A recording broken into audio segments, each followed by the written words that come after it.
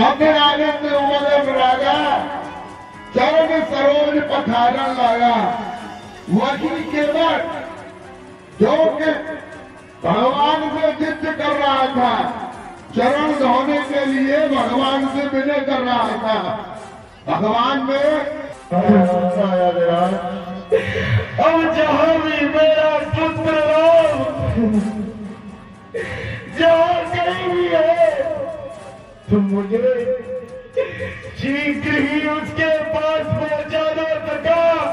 अन्यथा मेरे ये प्राण अब नहीं रहेंगे, समाज नहीं रहेंगे। सचिव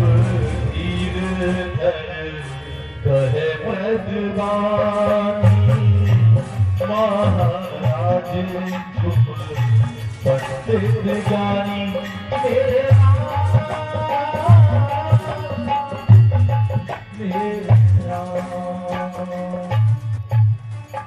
चक्रवर्ती नेपाल आपको परम ज्ञानवान और पंडित हैं।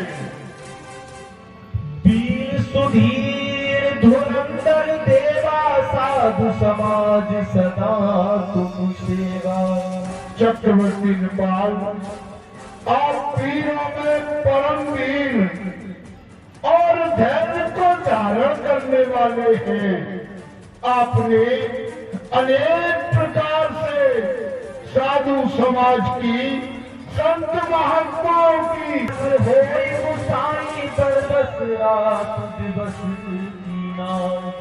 हे गोसाई, ये सारा संसार काल के वशीभूत है। आप अपने मन में धर्म विवेक विचारी छाड़िए सोच सक। आप अपने हृदय में धीरज करके धर्म का विचार करके सभी सोचों का परित्याग। उमेश पिताजी इस वक्त प्रभु श्री राम के चरणों में समर्पित करते हैं।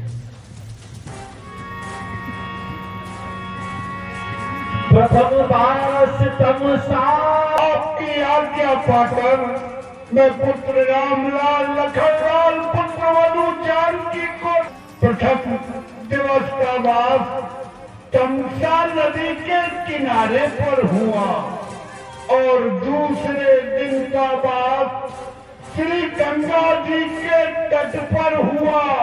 उस रात्रि श्री सीताराम जी पुत्र राम के लिए यहाँ अवधपुरी में अनेकों प्रकार के व्यंजन बने रहते थे। पुत्र राम एक रात्रि जलपान करके ही रह गया सका। सत्य है महाराज, केवट कीन बहुत से विकाई सो जान सिंदूर गवाई।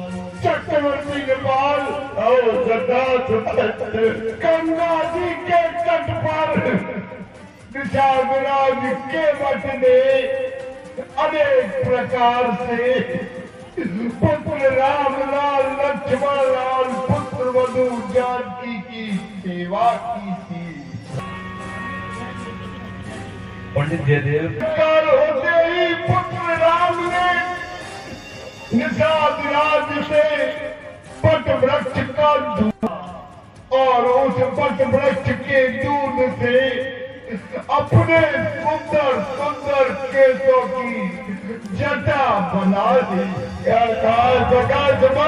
पुत्र राम ने अपने केसों की जटा बना ली। राम सखा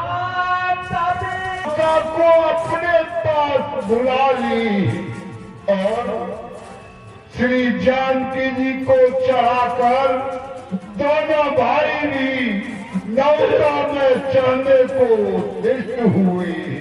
विकल विलोक मोहि रघुबीरा बोले मधुर वचन धीरा। जब पुत्र राम ने मुझे अत्यंत विकल देखा तो मुझे उपदेश देने लगे। तात प्रणाम तात सनका मंत्री सुमंत, आप मेरी ओर से बारंबार मेरे पिताजी महाराज से निवेदन करना कि मेरी किसी प्रकार की चिंता कल लखन चने कठोरा बरजे राम पुनीत होरा। नेपाल पुत्र लखनलाल ने मुझसे कुछ कटु शब्द कहे थे, किंतु राम जी ने अपनी शपथ दिलाकर मुझसे कहा कि मंत्री जी, भैया लक्ष्मण के लड़काई भरे शब्दों को आप पिताजी महाराज से रखे। रघुकुल तिलक श्री राम जी, लक्ष्मण जी, पुत्र मधु जानकी तीनों नौका में बैठकर गंगा जी के पार चल दिए। राजा दयाल, मैं ये सब खड़ा खड़ा अपनी छाती पर पत्थर रखकर अबे देखता। सूत बचन सुनते नर नाहुना, पर इधर उदार जाऊंगा।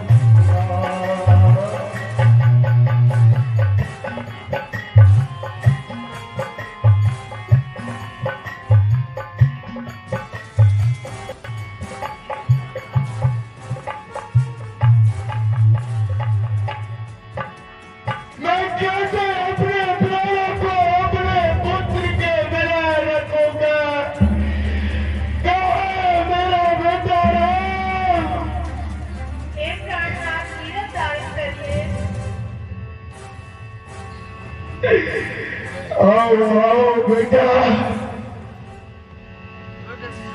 धरती रजुत बैठ भुआलू कह सुमंत कह राम। सभा सुमंत, राजा विराजी के बतलाओ पुत्र राम लेके आओ, जल्दी जाओ सका। मेरा पुत्र राम का सका, जल्दी सका, मेरे पुत्र राम को ले आओ। कहाँ लखन कह आप सने ही प्रिय पूत बधू मेरे प्यारे से प्यारा बेटा लक्ष्मण और मेरी पुत्र मधु जानकी कहाँ है सके? शीघ्र बदलाओ, तीनों कहाँ है सका? बदलाओ।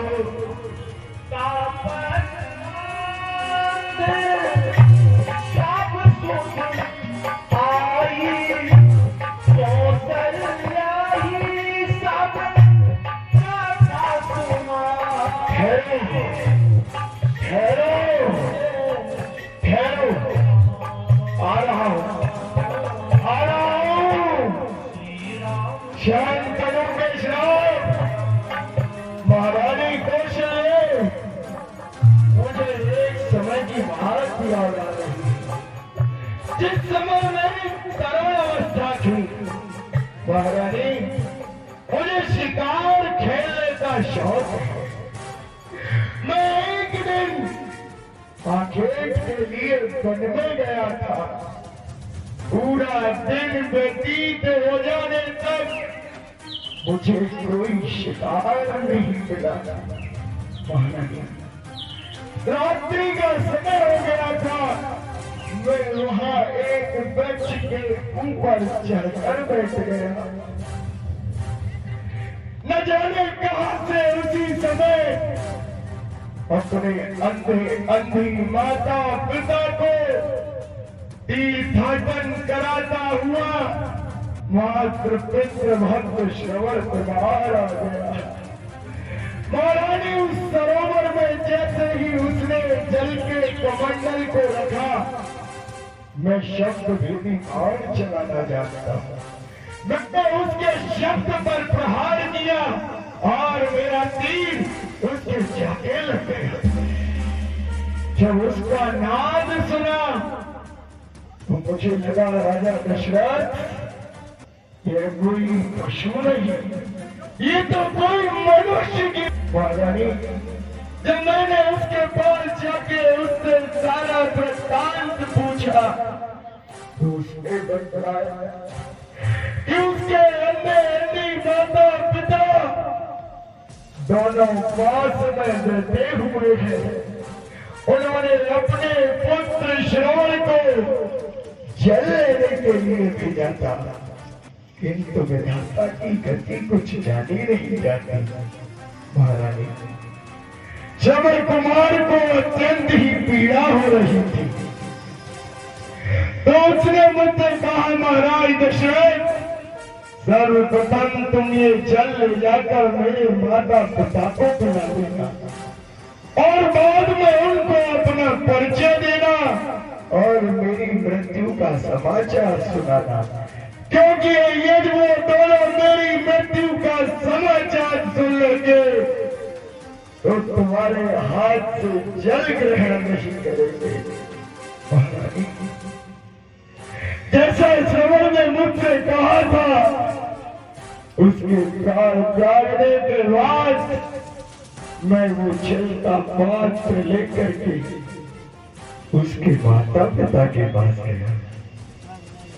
महारानी वो दोनों मुझसे बोले बेटा श्रवण तुमने जल लाने में अधिक विलंब कर दिया, हमको बहुत प्यास लग रही है।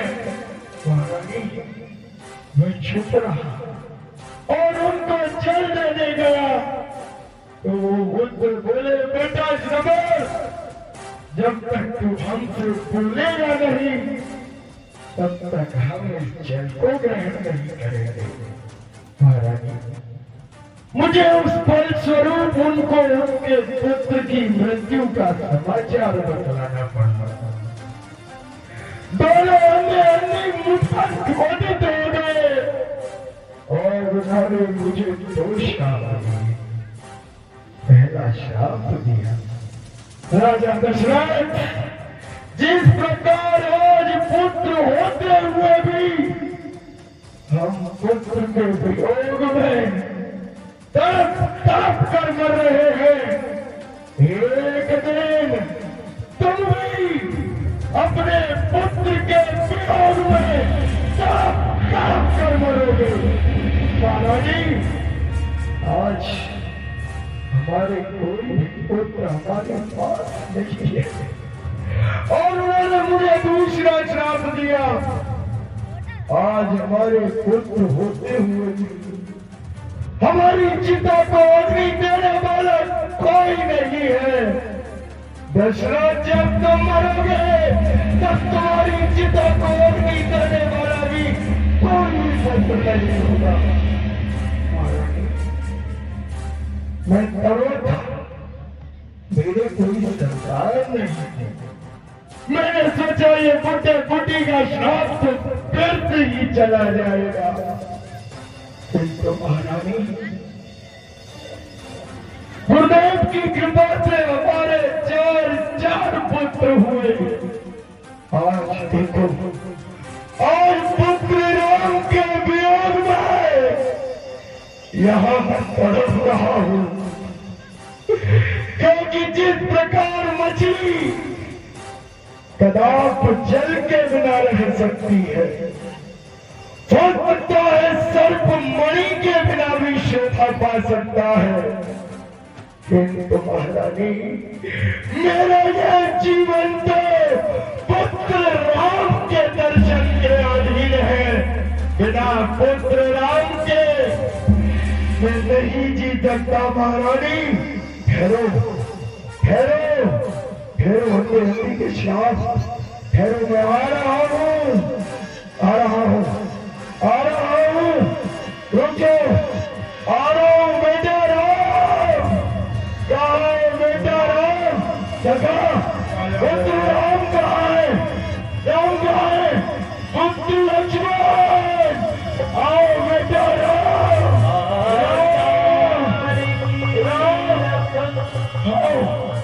आओ जानकी, आओ पुत्र लक्ष्मण, आओ बेटा आओ, हे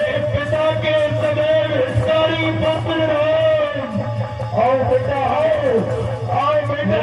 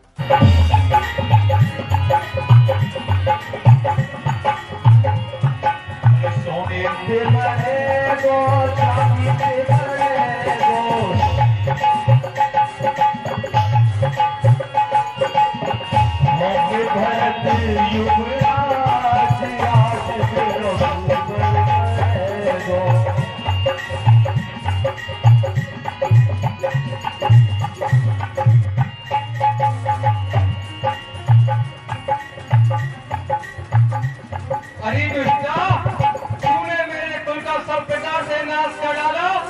अभी रुक, मैं तेरा कुंवर अभी बढ़ता हूँ।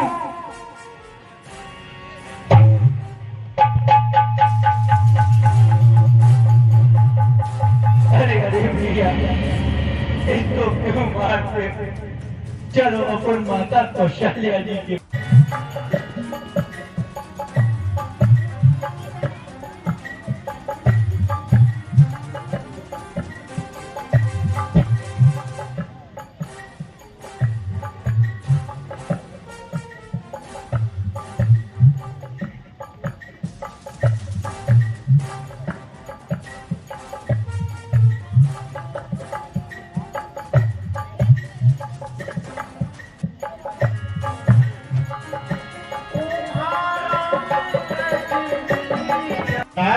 भैया भरत जी के समान कोई अच्छा भ्राता इस संसार में दूसरा नहीं।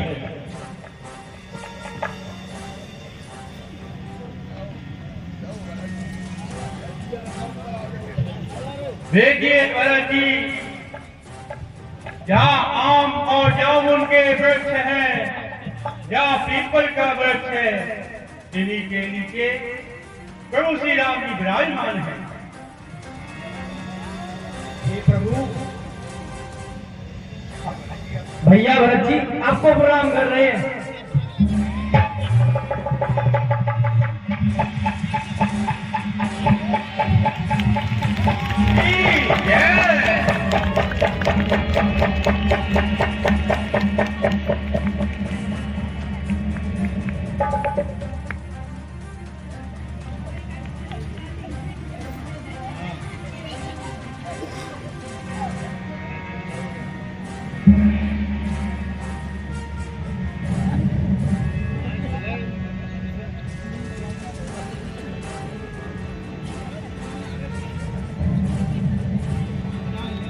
हे प्रभु, माताएं और गुरुजी महाराज जी साथ में आए।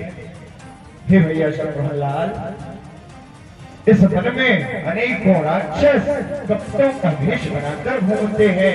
आप यहीं पर जानकी जी के पास रहिए।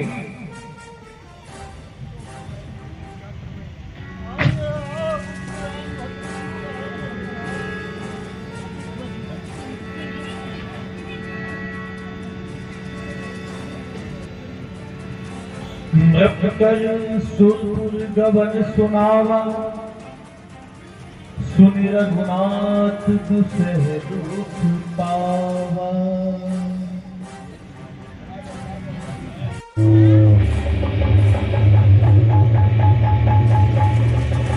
मुनि वर बहु राम समुझाए,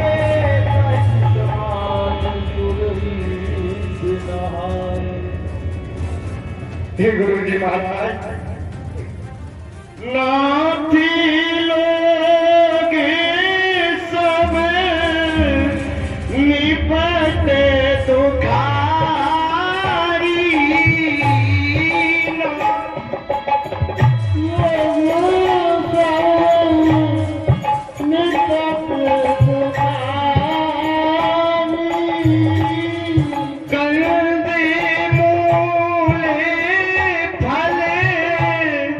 अंबु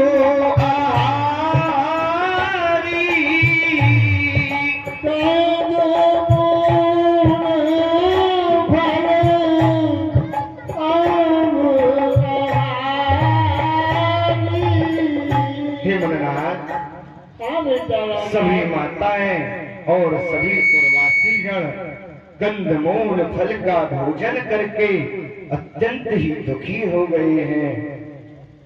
सोहे मुन्नाथ सानो जे भरत सचिव सब माता।